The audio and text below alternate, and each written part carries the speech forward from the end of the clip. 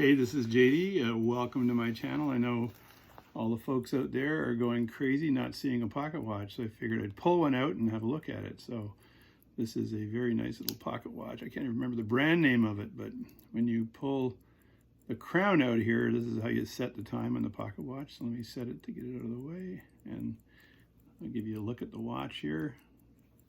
And that way you can see what the name is.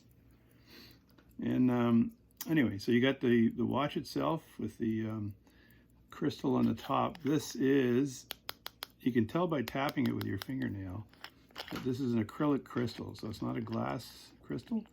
And back in the day, they had acrylic crystals for some reason.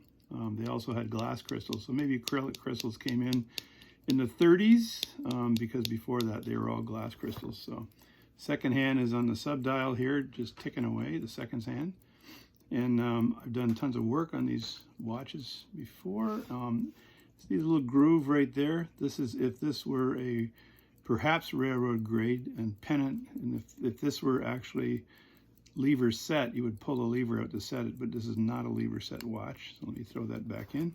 And when you screw the lid back on this watch here, the crystal, you've got to be very careful so you don't go against the threads. So you do it very lightly like that, and then it'll come apart. So let's take a look at the movement inside here. So you just move this quickly. This is for pocket watch addicts, so you can at least see a watch today. So it's probably a favorite case. I think it's a favorite case. I'll have to look at this again.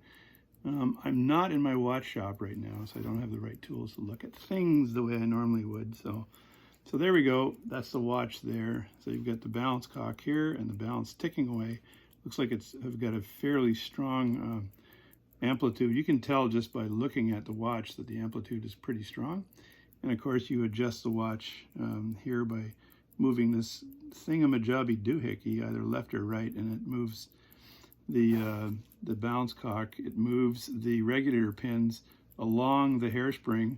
If it goes along the hairspring in this direction, it's shortening the hairspring, which is speeding up the pocket watch. If it goes in the other direction, it's lengthening the hairspring, which slows down the watch. So, and the beat air, I've described that in other videos, but you want the watch to be ticking, going around in the circle exactly the same both ways, and that gives you a 0 beat error. So, and when the watch is at rest, you can see that the impulse jewel is actually right between the banking pins at rest. And actually, theoretically speaking, it should be either just slightly to the right of the banking pin, slightly to compensate for the fact the hairspring goes around in a circle like that. And anyway, so it's not in the center, but when you're setting it, you put it to the center because you'd be just a bit too crazy for doing that. So if looking at the watch movement here, and you wind the watch this way, right? So, and this ratchet winds this here, and underneath here is the mainspring barrel. And then there's a click spring here that holds this back, and the mainspring barrel turns around 6 or 7 times in a pocket watch, and it puts the power through the train, so it goes all the way through from the mainspring to the center wheel down to and the wheels are counted that way. So you get 1, 2, 3, 4th wheel, and the 4th wheel is usually the second hand wheel. So if you looked at right there, you turn it around, there's the second hand, and it's right underneath the 4th wheel. And this watch is jeweled on all wheels, which is nice, but there's no jewel on the mainspring barrel, but there are jewels on the top and bottom of the balance cock. So those jewels with cap jewels on them as well. So it's a fairly nice watch. This would not be a high value watch.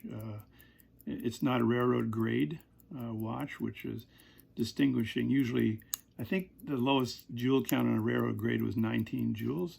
But basically the Ball Watch Company set the standards for railroad grade when they had the big accident with 2 trains colliding and a lot of people died.